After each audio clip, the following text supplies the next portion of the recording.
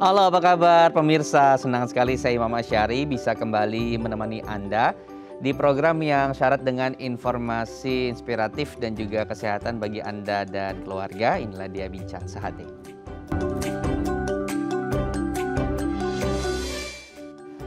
Pemirsa Bincang Sehati, siapa di sini yang masih memiliki kebiasaan membersihkan telinga menggunakan cotton bud atau alat pembersih telinga yang lainnya? Nah, saya termasuk salah satu yang terkadang suka lupa nih memiliki kebiasaan seperti itu. Sekalipun sudah berusaha untuk mengurangi, tapi terkadang suka lupa saat merasa gatal ataupun biasanya setelah mandi, ini suka kebiasaan nih membersihkan menggunakan cotton bud. Padahal ketika terjadi goresan di liang telinga kita pemirsa, dan itu goresannya akan menjadi pemicu tumbuhnya bakteri dan virus sehingga akan menimbulkan radang. Nah, ternyata radang telinga ini juga berbahaya loh pemirsa. Nah, inilah yang akan menjadi bahasan kita ya hari ini tentang bagaimana cara kita mengatasi radang pada liang telinga. Ini juga bertepatan dengan hari ini adalah Hari Kesehatan Telinga dan juga Pendengaran Nasional.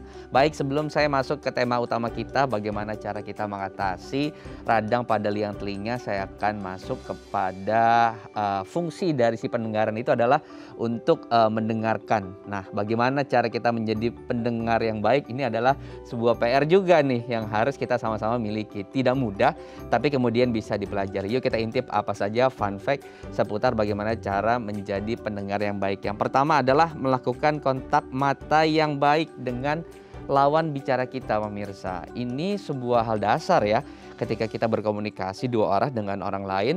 Nah, usahakan untuk kita saling bertatap mata, memperhatikan kontak matanya, melihat matanya. Boleh sesekali kemudian melihat ke tempat yang lain, tapi kemudian harus kembali melihat kontak mata. Ini sebuah norma kesopanan dan juga menunjukkan ya bagaimana antusias kita terhadap apa yang disampaikan oleh lawan bicara kita.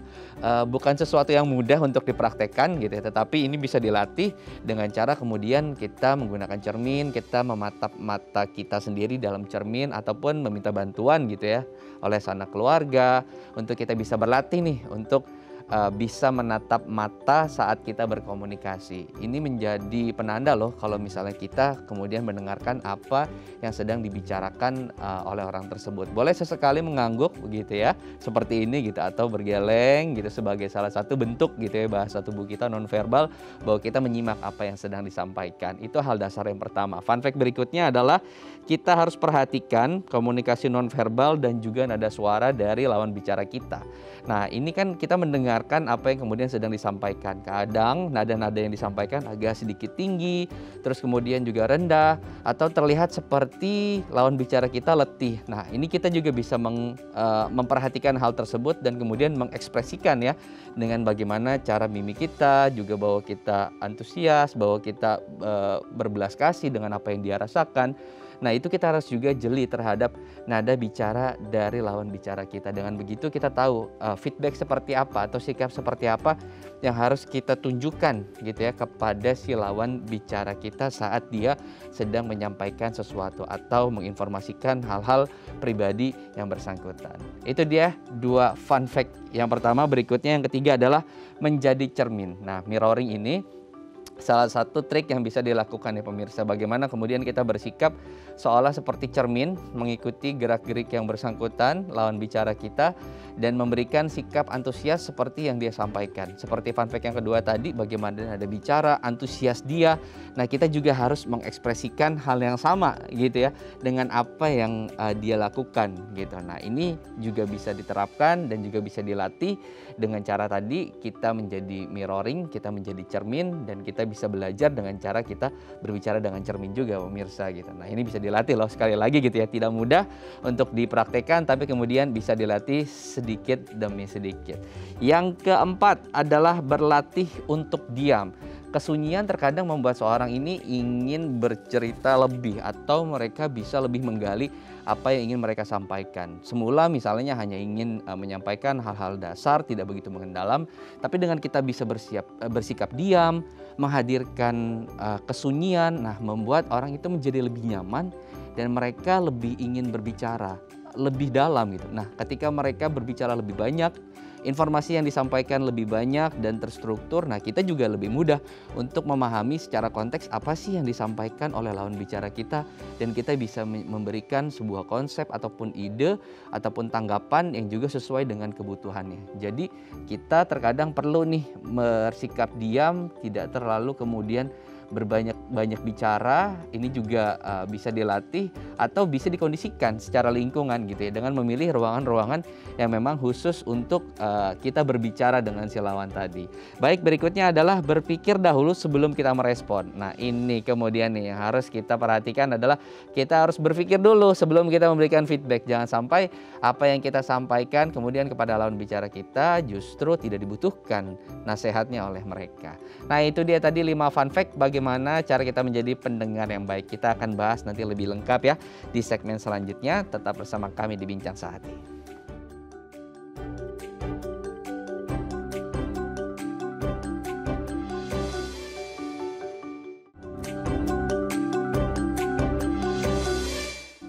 Baik, terima kasih Anda masih bersama kami di Bincang Sehati. Di segmen sebelumnya tadi saya sudah membagikan 5 fun fact seputar bagaimana cara kita menjadi pendengar yang baik. Kita akan ulas satu persatu ya di segmen kali ini. Sudah bergabung bersama saya Mbak Novi Kosalina selaku psikolog dari Klinik Perhati. Saya akan sapa. Selamat pagi Mbak Novi, apa kabar? Salam sehat.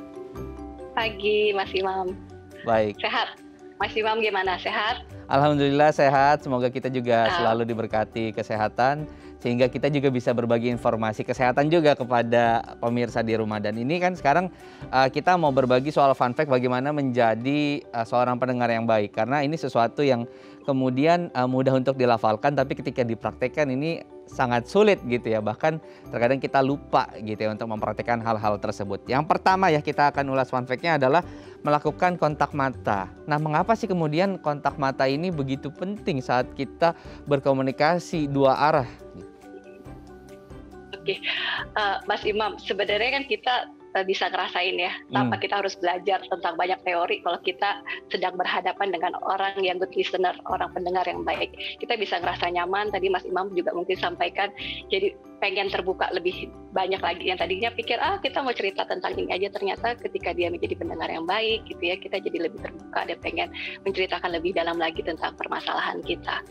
Nah pasti menyenangkan sekali ya kalau kita punya pasangan, bos gitu ya, atau misalnya orang tua, guru, teman yang merupakan pendengar yang baik. Jadi kita bisa deeply connect gitu ya, merasa aman, nyaman, dan merasa didukung, dipahami ketika kita mendapatkan partner bicara kita yang good listener. Kembali lagi tadi Mas Ikan bertanya mengenai kontak mata. Apakah kontak mata itu penting? Penting banget, karena mata itu bagian vital dalam kita berkomunikasi. Kontak mata menjadi petunjuk impresi tentang perasaan kita, tentang sosial kita juga gitu ya, bagaimana kita memandang terhadap diri kita dan juga lawan bicara kita.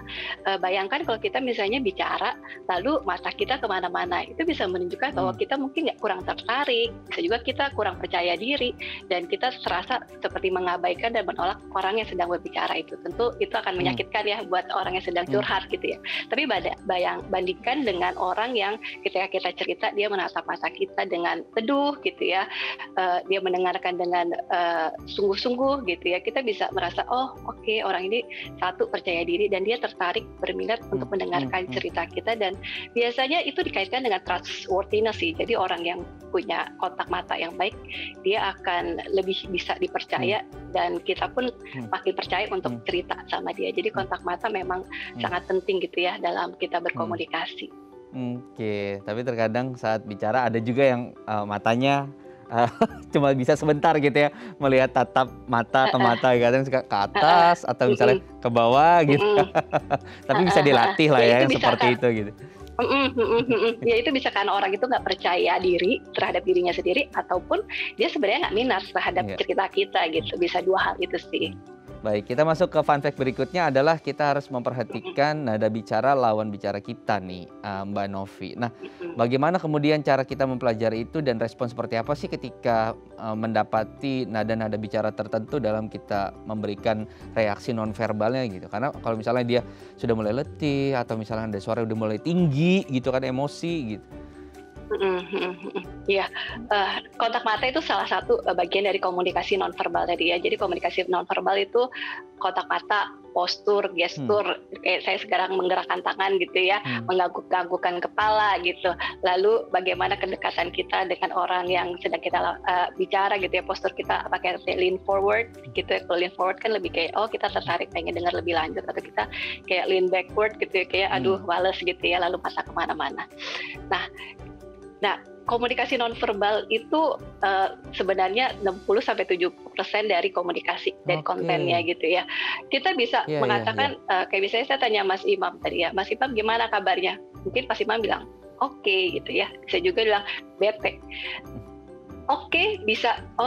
Mas Imam bilangnya oke, tapi saya lihat Mas Imam kayaknya nada suaranya agak lemes ya, gitu. Mungkin dari situ Mas Imam bisa menggali lagi, iya nih sebenarnya lagi nggak baik-baik aja sih, lagi ada masalah. Nah, walaupun oke, tapi kita bisa nangkep dari nada suaranya bahwa ternyata you are not okay gitu. Bisa juga saya bilang, Mas Imam gimana kabarnya? Aduh bete banget gitu ya. Tapi nada suara Mas Imam itu menunjukkan hope gitu ya. Maksudnya walaupun bete, tapi masih ada energi gitu. Jadi you feel bete gitu ya. Hari ini sekarang Mas Imam ngerasa bete, tapi kita bisa ngomongin lebih dalam lagi nih. Betenya apa, dan karena energi itu bisa memungkinkan kita lebih terbuka untuk solusi dan diskusi bareng gitu. Lalu jadi komunikasi nonverbal itu tadi 60-70% dari komunikasi secara utuh gitu ya. Dan itu bisa reinforce, jadi memantapkan dari yang kita bicarakan. Misalnya tadi berarti oke, tapi bukannya juga oke, berarti mantep, benar-benar oke gitu ya. Jadi bisa memantapkan atau bisa memodifikasi oke but not okay gitu. Jadi kita juga bisa menilai nih dari nada suaranya orang tersebut. Nah, kalau kita bicara misalnya kita komunikasi melalui WhatsApp kan agak susah ya, nggak ketemu tuh komunikasi nonverbalnya. Kita nggak bisa lihat nada suaranya, kita nggak bisa lihat kontak matanya, kita nggak bisa lihat postur tubuhnya. Makanya mungkin sering terjadi kita salah paham kalau kita ngobrolin hal-hal penting di WhatsApp gitu. Karena kita cuma nangkep kontennya, tapi kita nggak nangkep nih komunikasi nonverbalnya. Sedangkan itu penting sekali untuk kita lihat gitu ya, asosiasikan antara konten dan komunikasi nonverbalnya. Porsinya besar loh ya, 60 sampai dengan 70%. Jadi ini harus betul-betul dilatih ya. Dan ini bukan hal yang mudah sekali lagi gitu ya. Dan ini harus betul-betul dibiasakan kepribadian seperti ini. Oke, baik.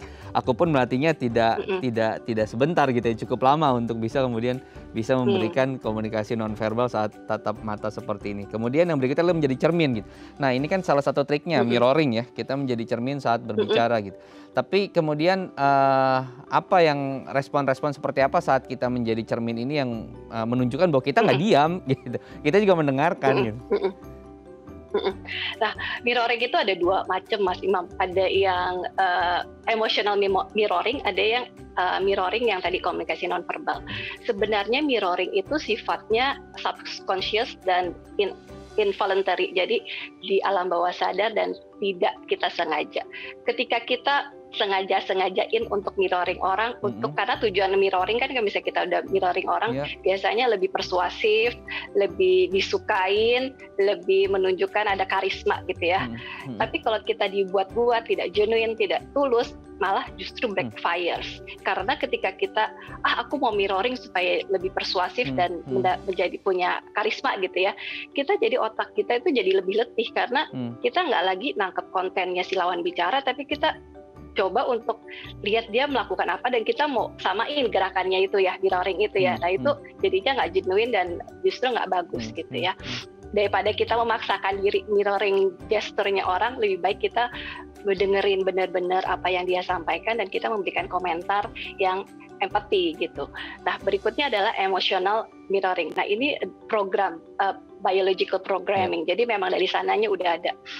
Jadi Mas Ipa mungkin pernah ngerasain ya, kalau misalnya di satu ruangan atau punya pasangan atau teman gitu ya yang deket, dia bete. Nah itu secara nggak langsung dan kita akan mengimitasi dan kita menangkap tuh emosinya dia gitu ya. Kalau dia bete, kita akan ikutan bete gitu ya. mood kita mungkin akan agak drop. Tapi kalau misalnya kita punya teman gitu ya yang di ruangan yang sama, energik gitu ya, happy, nah kita bisa nangkep juga. Nah itulah emotional mirroring. Emotional mirroring itu bisa positif, bisa negatif.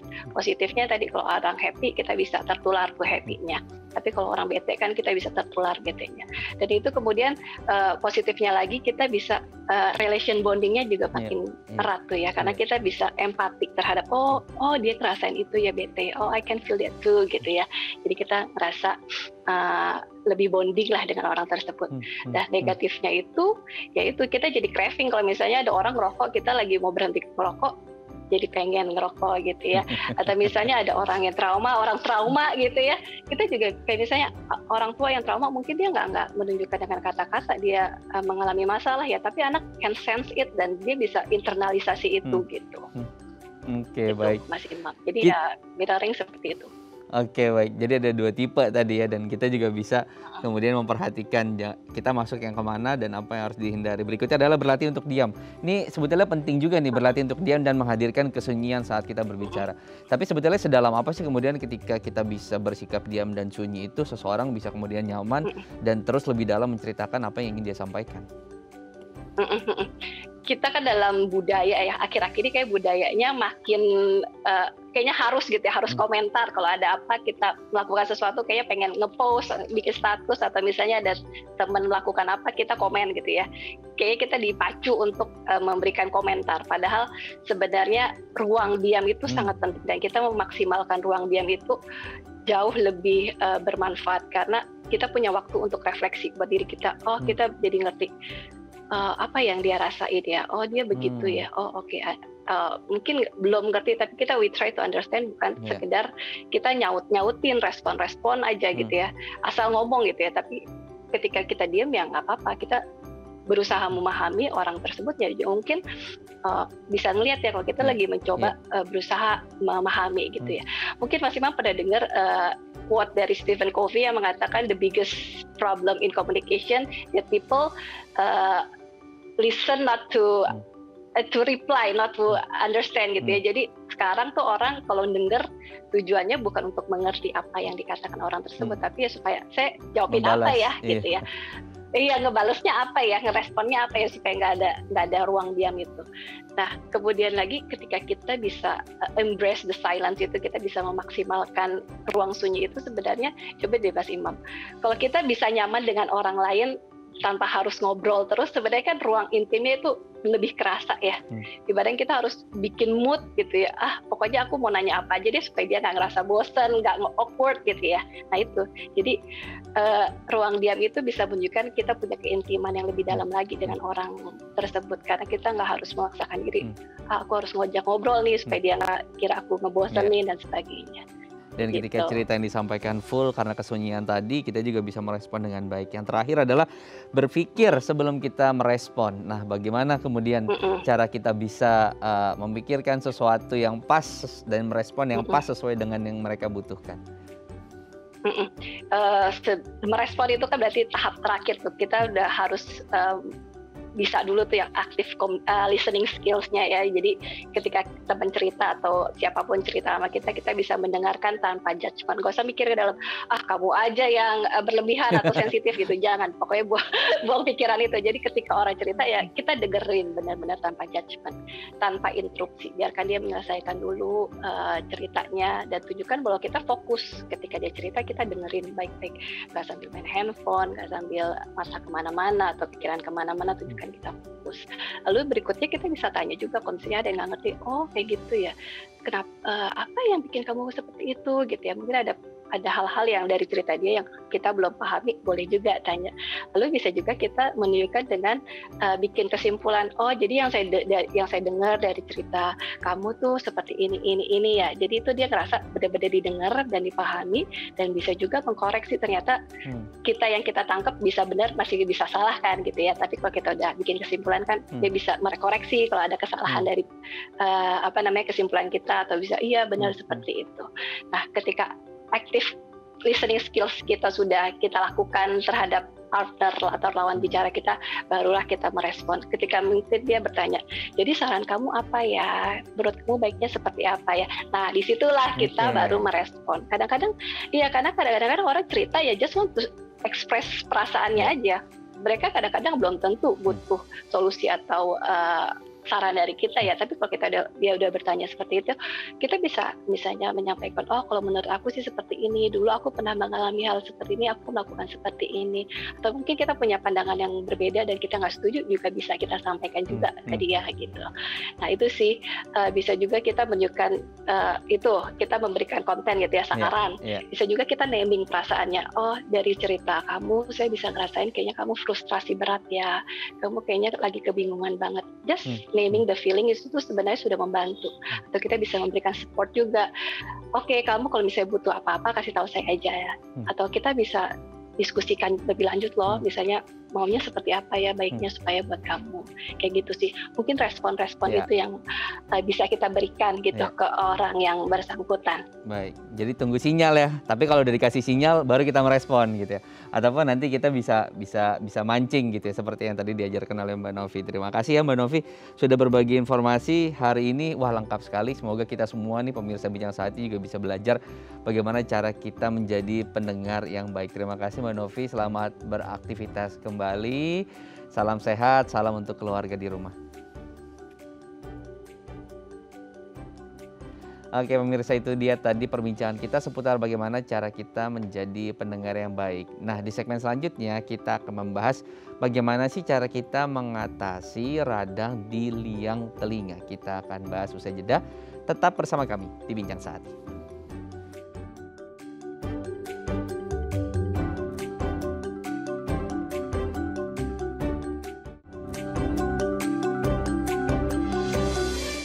Terima kasih Anda masih bersama kami di Bincang Sehati. Di segmen ketiga kali ini kita akan masuk ke pembahasan utama kita, yaitu bagaimana cara mengatasi radang pada liang telinga. Nah untuk membahasnya sudah bergabung nih pemirsa bersama saya melalui Zoom. Ada Dr. Reno Hardoyo Kelan selaku spesialis telinga, hidung, tenggorokan, bedah, kepala, leher dari Rumah Sakit IMC Alam Sutera. Saya akan sapa. Selamat pagi Dr. Reno, apa kabar dok? Selamat pagi Mas Imam, alhamdulillah baik. Baik, alhamdulillah. Semoga selalu sehat ya dok ya. Pas banget nih dok, sekarang hari ini kita merayakan Hari Kesehatan Telinga dan juga Pendengaran Nasional. Kita akan bahas seputar bagaimana sih cara kita mengatasi radang pada liang telinga. Mungkin boleh dijelaskan dok, apa sih kemudian radang pada liang telinga, terus faktor penyebabnya umumnya apa saja dok? Baik Mas Imam, terima kasih. Liang telinga ini adalah merupakan salah satu bagian dari telinga. Telinga itu terbagi dari 3 bagian. Yang secara umum, bagian telinga luar, telinga tengah, dan telinga dalam. Telinga luar ini terdiri dari daun telinga, yang itu kita untuk menangkap suara, menentukan arah suara dari mana, dan dialirkan ke dalam lewat saluran yang kita sebut sebagai liang telinga. Kesempatan ini mungkin kita membicarakan soal liang telinga, kenapa dia mudah terjadi radang. Liang telinga ini seperti kita tahu panjangnya hanya sekitar 2,5 cm. Dan di dalamnya ada suatu kelenjar yang namanya kelenjar cerumen. Nah, mengapa dia sering meradang? Seringkali radang ini terjadi karena kesengajaan kita, karena tindakan kita, karena sikap kita. Misalnya seperti ini, ada anggapan di dalam masyarakat, mungkin Mas Imam juga menganggap seperti itu, bahwa telinga itu harus bersih, tidak boleh ada cerumen. Padahal cerumen itu adalah satu materi yang normal, yang berfungsi sebagai proteksi dari liang telinga. Mungkin warnanya bisa coklat tua, berwarna hitam, apalagi ada istilah di masyarakat bahwa cerumen itu disebut sebagai kotoran telinga. Tentu logikanya harus dibersihkan. Nah itu yang sering terjadi kesalahan, dan menggunakan cotton bud, Q-tips, yang akhirnya menimbulkan abrasi, lecet, dan terjadilah yang sudah keradang dari telinga dengan berbagai tingkatan. Kira-kira seperti itu Mas Imam. Oke, dan aku salah satu yang kemudian suka lupa nih dok gitu ya. Nggak sering-sering banget sih dokter Eno, tapi terkadang kalau suka lupa kan agak gatal sedikit kemudian kita bersihkan, apalagi setelah mandi gitu ya. Ya kalau merasa gatal ya suka iseng dibersihkan. Tapi kemudian dengan kan sekarang jenis cotton budnya juga berbeda gitu. Dengan jenis dan kelembutan apapun, hal seperti itu kemudian harus dihindarkan ya dok ya, karena itu salah satu pemicu eksternal yang disengaja oleh kita kemudian bisa menjadikan faktor penyebab si radang telinga ini bisa terjadi. Betul. Jadi bermacam bentuk Q-tips atau cotton bud itu berdasarkan pengalaman dalam berpraktek sehari-hari, semua beresiko.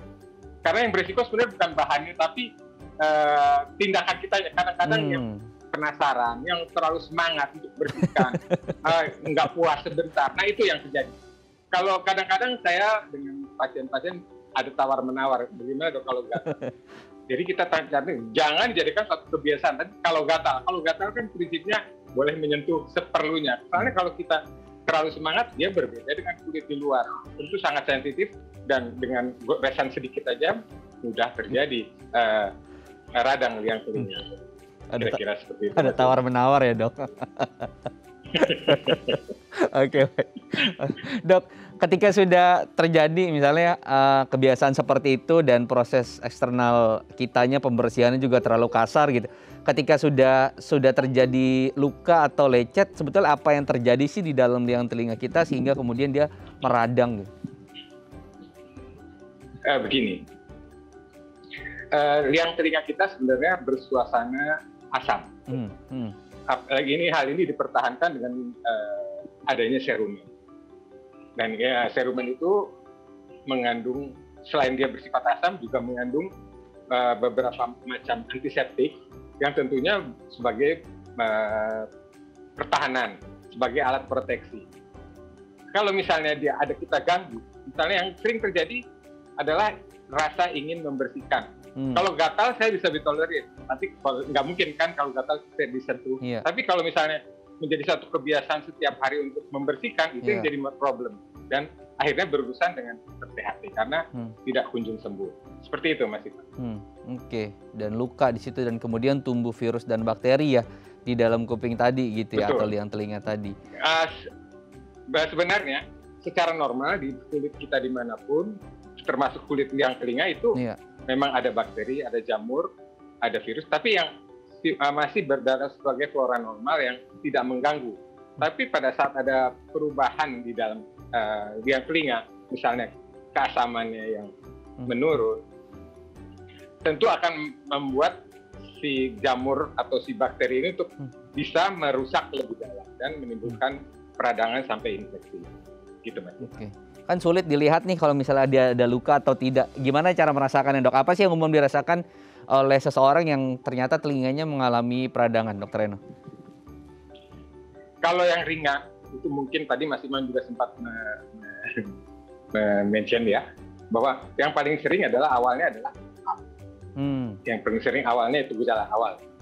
Bila mulai ada peradangan sedikit mungkin ada rasa agak panas di liang telinganya, agak nyeri. Nyeri ini yang khas adalah pada otitis eksterna atau radang liang telinga ini adalah bila disentuh. Bila ada di depan daun telinga itu ada tonjolan. Kalau kita sentuh ke belakang, kita tekan, rasa nyeri, atau kita tarik daun telinga ke arah belakang atau ke arah atas atau ke arah bawah dan terasa nyeri, jangan-jangan sudah mulai ada radang liang telinga dengan kualitas yang masih ringan. Oke. Nah ada beberapa orang gitu ya yang kemudian ketika merasa membersihkan telinga, terus ada yang luka dan luka itu kemudian tertutup. Nah mereka terkadang mengoleskan salep gitu. Sebetulnya tindakan seperti itu boleh atau dilarang, Dr. Eno? Memang di sini karena sangat mudahnya kita obat, seringkali orang dengan ini. Tapi kalau ditanya kepada saya, tentunya saya tidak berani merekomend hal itu. Dan itu seringkali jadi masalah bahkan pemakaian salep-salep antibiotik atau obat tetes telinga yang mengandung antibiotik yang tidak terkontrol itu justru merubah flora normal lagi di dalam biang telinga, jadi memudahkan terjadi peradangan kembali. Dan bahkan kalau antibakteri atau salep antibiotik itu dimasukkan, yang mati bakteri, tapi virus tidak mati, dan virusnya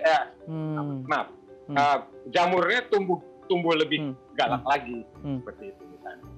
Jadi yang bakteri hilang, jamur yang menunggu. Ya, terkadang kan mendapat saran gitu ya dari teman atau dari kerabat atau dari keluarga gitu ya, melakukan hal seperti itu, terjadi kemudian diaplikasikan secara langsung menggunakan yang juga salep tidak direkomendasi gitu ya.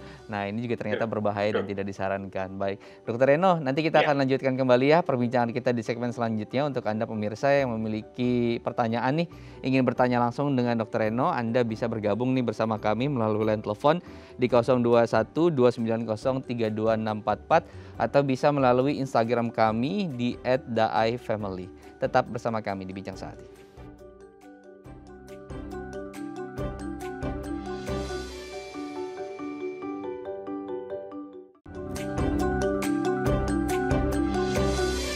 Baik, terima kasih Anda masih bersama kami di Bincang Sehati. Di segmen sebelumnya, Dr. Eno sudah banyak menjelaskan bagaimana faktor penyebab terjadinya radang pada liang telinga kita. Nah, kali ini Dok, di segmen selanjutnya kita akan ulas nih Dok, bagaimana sih kemudian kondisi penanganan secara medisnya yang harus dilakukan ketika seseorang nih sudah didiagnosa terkena atau sudah didiagnosa memiliki masalah radang di liang telinganya Dok. Apa sih tindakan medis yang harus dijalani nih oleh si orang tersebut atau pasien tersebut? Baik, untuk kelainan yang tidak berat, umumnya cukup ke praktek dokter umum atau kalau BPJS di Vaskes 1, biasanya sudah teratasi hal tersebut. Dokter akan memberikan tentunya obat antibiotik bila perlu, dan yang utama biasanya yang terapi lokal yang berupa tetes telinga. Tapi yang seperti saya sampaikan tadi, ingat hati-hati pemakaian tetes telinga tidak boleh berlebihan dalam waktu, karena seringkali yang bakterinya mati, jamurnya tumbuh seperti itu. Biasanya seperti itu, cukup ke Vaskes 1. Kecuali kalau tidak teratasi di dokter umum, masih keluhan berlanjut, tentunya bisa ke praktek dokter THT. Oke, baik. Sebetulnya pemeriksaannya dilakukan apa Dok saat kemudian harus mendiagnosa seseorang itu dia didiagnosa memiliki radang liang telinga atau tidak? Ya, tadi saya sudah sempat singgung. Yang cara mudahnya adalah secara awam ya, yang mungkin bisa dilakukan bila daun telinga ditarik atau ditekan tonjolan telinga, tonjolan tulang di tulang rawan di depan telinga itu ditekan, nyeri biasanya mencurigakan hal. Dan biasanya kalau tidak berhasil di terapi atau diobatin di dokter umum, dia akan dikonsulkan ke dokter spesialis THT. Dokter spesialis THT tentu akan dengan alat khusus untuk melihat ke dalam, biasanya satu teropong yang kita sebut sebagai otoskop, bahkan dengan endoskop untuk melihat bagian dalam. Dari situ akan terlihat jenisnya, bisa diperkirakan apakah ini jenis bakteri atau jamur yang bisa dilihat, dan setelah itu bila dokter akan kadang-kadang akan mengambil sampel dari lendir yang ada di dalam telinga untuk diperiksakan di laboratorium untuk menilai si kuman itu, si bakteri ini apa, dan dia sensitif terhadap antibiotik apa. Itu biasanya kita sebut sebagai kultur dari bahan lendir atau nanah yang ada di telinga. Dan selain itu biasanya dokter THT juga untuk keadaan yang berat biasanya dia akan memasukkan tampon telinga yang sebelumnya tentunya dibersihkan dulu telinganya supaya obat tetes akan bisa masuk ke daerah infeksi dengan lebih baik, dengan lebih mudah. Dan kemudian ditinggalkan tampon telinga yang dilumuri oleh antibiotik, biasanya seperti itu. Begitu kira-kira Mas. Oke, baik. ada juga nanti soal komplikasi ya, tapi saya mau tahan dulu nih yang soal komplikasi apa saja kemudian bisa terjadi pada radang liang telinga. Saya akan masuk ke pertanyaan pemirsa dulu nih, Dr. Eno yang sudah bertanya melalui Instagram kami di @daefamily. Saya akan bantu bacakan ya dok ya. Ada dari @rinah nih dok. Dia bertanya, dok saya terkena otitis eksternal karena telinga saya terluka kena kuku saat saya sedang menggaruk. Nah, saya diberikan antibiotik dan juga pereda nyeri, namun tidak kunjung membaik. Apa yang harus dilakukan? Mungkin bisa dijawab, dokter. Baik, mungkin tadi disebutkan mendapat antibiotik dan pereda nyeri.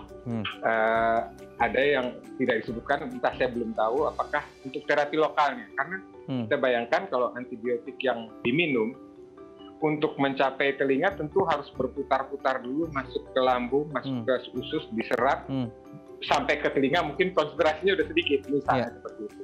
Jadi perlu adanya terapi lokal berupa obat tes telinga yang mengandung antibiotik. Saya nggak tahu apakah pada penanya ini sudah dilakukan, tapi biasanya kita kombinasi kalau untuk yang berat, kombinasi antara obat minum, antibiotik, pereda nyeri, dan antibiotik yang topikal atau yang diteteskan ke dalam telinga. Demikian Mas. Jadi umumnya kalau pereda lokal itu atau yang memang langsung di pusatnya yang dilakukan apa saja sih dok umumnya gitu? Secara umum gitu di luar mungkin konteks dari pertanyaan dari Mbak Rania ini. Secara umumnya maksudnya secara umum di tempat praktek itu? Iya betul. Maksudnya ya di tempat praktek biasanya begitu dipastikan berat ringannya, terus dibersihkan yang pasti, dibersihkan dengan mungkin bermacam alat di kesehatan itu, mulai buret sampai alat penyedot. Pokoknya prinsipnya membersihkan sehingga daerah yang terinfeksi terlihat terpapar dengan jelas, sehingga bila si dokter ingin memberikan obat topikal atau obat lokal akan lebih mudah pada daerah tersebut. Oke, baik. Dok, tidak semua kemudian masyarakat mengetahui hal seperti ini, dan ketika mengalami nyeri ataupun gejala-gejala yang tadi sudah kita bahas di awal bahwa dia masuk ke dalam kategori radang telinga masih tetap diabaikan gitu. Apa sih komplikasi jangka panjangnya ketika hal seperti ini terus diabaikan, tidak kemudian dilakukan tindakan, tidak melakukan pemeriksaan ke spesialis ataupun ke ahlinya? Alhamdulillahnya otitis eksterna jarang menyebabkan komplikasi yang berat, tapi berkepanjangan ya.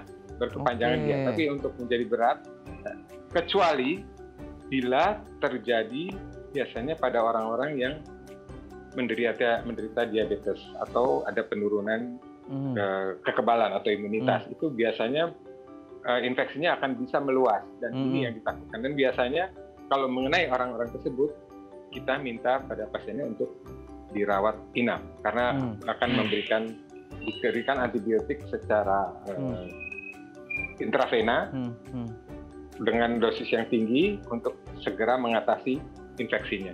Tapi jarang terjadi. Tapi biasanya terjadi pada orang-orang yang mempunyai problem atau komorbid seperti diabetes dan penurunan imunitas. Oke, tapi ada efek jangka panjang tadi. Tapi ada pengaruhnya tidak dok dengan pendengaran? Ya, misal mendengarnya yang suara lebih jauh tidak bisa begitu jelas terdengar gitu ketika peradangan itu terus dibiarkan menahun. Alhamdulillah tidak sampai menurun permanen. Ada penurunan tentunya karena adanya pembengkakan di liang telinga, adanya nanah, tentu suara untuk masuk ke dalam juga terhambat. Tapi bila sudah terapi dengan adekuat, sampai biasanya masalah teratasi setelah 7 hari sampai 10 hari, pendengaran kembali normal lagi dengan semakin hilangnya pembengkakan. Dan kalau menyebabkan ketulian permanen, kecuali yang berat seperti yang tadi saya sebutkan, yang dengan pasien-pasien dengan diabetes atau dan lain-lain mungkin bisa berlanjut ya. Tapi kalau pada umumnya dia selesai dengan pengobatan. Oke, baik. Nah ya, sekalipun tadi tidak begitu berat, kemudian juga hal-hal yang lain tidak dari komorbid juga tidak begitu berpengaruh, tapi ini harus jadi perhatian kita bersama ya, karena hal tersebut umumnya terjadi karena kelalaian kita ya Dokter Eno ya. Secara faktor eksternal kita sebagai manusia ya tadi lalai kemudian saat membersihkan telinga, padahal itu kemudian tidak dianjurkan untuk membersihkan telinga menggunakan alat-alat tadi yang kasar bahkan gitu. Bahkan juga ada yang menggunakan kuku gitu ya kalau di masyarakat kita ya. Nah ini kan kebiasaan-kebiasaan yang harus dihindari. Baik Dokter Eno, di segmen selanjutnya nanti kita akan berbagi tips ya bagaimana cara kemudian kita menjaga atau merawat kesehatan telinga kita. Untuk Anda pemirsa jangan beranjak dari layar kaca Anda, tetap bersama kami di Bincang Sehati.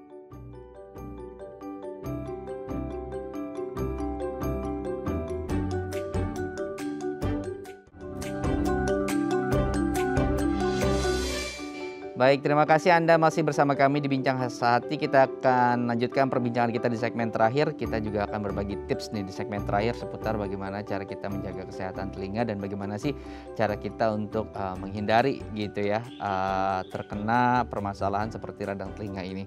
Nah, kita akan membahasnya satu persatu ya Dok ya. Yang pertama ini harus menggunakan pelindung telinga saat mandi atau berenang agar air tidak masuk ke dalam telinga. Nah, kenapa sih Dok kemudian saat kita melakukan aktivitas tersebut terutama berenang ya, ini harus menggunakan pelindung telinga gitu? Karena bila secara tidak sengaja ada air yang terpercik masuk ke dalam, nah kondisi air di dalam liang telinga ini akan merubah suasana di dalam liang telinga. Suasana asam akan berubah, keasaman berkurang, tentu itu mengundang timbulnya bakteri. Jadi diusahakan jangan sampai ada air yang masuk dan terjebak. Kalau itu terjadi, harus segera dikeluarkan setelah terjadi. Mungkin dipancing atau apapun itu, tapi diusahakan tidak tertahan di dalam. Oke, mungkin boleh ada trik cara mancingnya gimana Dok? Karena saya sering kemudian kalau dengung gitu ya, terus saya tahunya hanya memasukkan air kembali, terus kemudian baru dia keluar lagi gitu. Benar nggak sih kemudian cara seperti itu? Bisa, tapi itu juga mengundang masalah baru. Yang paling sederhana, paling aman adalah kita miringkan kepala kita ke arah masuknya air dan kita loncat-loncat sedikit lah. Kira-kira itu paling sederhana seperti itu. Tapi saya tidak rekomen untuk masukkan air karena sering tambah bermasalah. Sering kali. Kalau misalnya cuma sedikit dan serumen tidak banyak, mungkin dengan dimasukkan air masih mungkin kan itu keluar. Tapi seandainya serumennya memang produksinya banyak, masuk air ditambahkan air, tentu air yang terjebak semakin banyak. Jadi saya tidak bisa merekomendasikan. Secara logika sudah salah gitu. Tapi tadi tips sederhana yang kemudian ini menjadi catatan kita bersama nih pemirsa. Oke, baik. Berikutnya ada keringkan bagian luar telinga setelah mandi atau berenang. Seberapa penting nih Dokter Eno untuk kita selalu mengeringkan dan bagaimana cara proses pengeringannya? Bagian mana saja sih? Apakah hanya daunnya saja atau tadi boleh sampai bagian dalam? Kita mengeringkan dengan handuk kan? Jadi kalau dengan handuk, dengan jari kita yang dengan handuk itu tidak mungkin atau kecil kemungkinan dia bisa masuk ke liang telinga. Jadi tidak masalah dia membersihkan di sekitar lubang telinga itu, ya insya Allah dia tidak akan masuk, tidak akan membuat trauma di liang telinga. Jadi daun telinga dan sekedar lubang telinga itu boleh saja dikeringkan dengan handuk. Oke. Bagaimana dengan hair dryer? Karena ada beberapa kemudian yang rambutnya panjang juga saat membersihkan juga menggunakan hair dryer. Itu diperbolehkan? Hair dryer boleh, tapi ingat jangan suhunya jangan terlalu, dan jaraknya. Paling tidak jangan terlalu dekat. Paling minimal mungkin 30 cm dari telinga, is okay. Atau kipas angin boleh. Oke, baik. Berikutnya adalah jangan memasukkan benda yang bisa menyebabkan lapisan liang telinga luka atau tergores. Ini kegiatan seperti ini kan rutin tadi ya. Bagaimana kemudian bahayanya ketika kita terus melakukan dan mengulangi kegiatan tersebut, Dok? Ya itu akan mudah terjadi radang telinga, liang telinga. Dan yang sering bermasalah adalah, saya contoh aja yang sekarang zaman pandemi seperti ini, tentu banyak orang-orang baik itu yang melakukan FWFH atau SFH tentu menggunakan headset atau headphone atau earphone. Dan dari pengalaman dari praktek sehari-hari, ternyata yang sering bikin masalah adalah yang earphone, karena itu masuk ke dalam liang telinga. Jadi diusahakan tidak digunakan, tapi menggunakan headphone seperti yang saya gunakan ini. Kan tidak ada mereknya, tidak masalah ya. Jadi dipakai headphone, tidak, karena dia tidak masuk ke dalam liang telinga. Terus ada lagi kebiasaan, pokoknya harus dimengerti bahwa serumen itu bukan kotoran yang harus rutin kita keluarkan, karena dia secara otomatis Allah sudah menciptakan mekanisme untuk pengeluarannya. Dia dengan kita mengunyah, kita berbicara, tentu rahang bawah kita bergerak sambil menimbulkan gerakan mengurut liang telinga ke arah luar, sehingga serumen akan terdorong keluar dan tidak bertumpuk di dalam. Itu proses normalnya seperti itu. Dan sebisa mungkin tidak gunakan cotton bud. Oke, baik. Berarti besok saya harus ganti ya ini ya, menggunakan headphone ya. Baik. Yang terakhir Dok, soal bagaimana terapi ear candle ya, karena kita tahu ini kan lumayan hype juga di masyarakat gitu ya, proses pembersihan dengan menggunakan metode tadi ya, dibakar seperti itu supaya kotoran juga keluar gitu. Nah, bagaimana sih menanggapi yang seperti ini? Ini kebiasaan atau gaya hidup yang kemudian bagus atau justru harus kemudian dihindari karena tidak bagus untuk kesehatan kita? Baik. Banyak pasien yang datang ke praktek dokter THT malah menemukan, karena beliau datang ke salon atau spa yang menyediakan pelayanan terapi ear candle, dan itu prosesnya kalau saya sendiri belum pernah melakukan, tapi saya pernah lihat di YouTube, dimasukkan seperti lilin dari gulungan seperti kertas yang khusus gitu, di ujungnya dimasukkan ke liang telinga, di ujungnya yang satunya lagi dibakar, dan nanti timbul jelaga di samping dari si lilin tersebut, yang warnanya mirip seperti serumen, dan diklaim bahwa ini dia serumennya sudah keluar dengan teknik seperti itu. Ini berbahaya karena bayangkan ini dibakar, jadi dekat, paling jarak 20 cm dari telinga, di ujung sana dibakar, tentu memungkinkan timbulnya trauma ke muka. Itu misalnya seperti itu. Dan kenyataannya kotoran itu pada waktu berobat ke dokter THT, kotorannya masih banyak. Baik. Jadi tidak disarankan ya, Dokter Reno yang oke, baik. Tidak. Dokter Reno, terima kasih sudah berbagi informasi kesehatan pagi hari ini. Semoga bermanfaat. Salam untuk teman-teman sejawat. Terima kasih. Salam sehat Dokter Reno. Selamat beraktivitas kembali. Assalamualaikum. Waalaikumsalam. Ya, pemirsa, itulah akhir perbincangan kita di Bincang Sehati. Untuk Anda yang memiliki kritik dan saran bisa langsung melalui Instagram kami di @daifamily. Saya Imam Syarif pamit. Mewakili seluruh kru yang bertugas undur diri. Jangan lupa untuk selalu menerapkan protokol kesehatan. Sampai jumpa.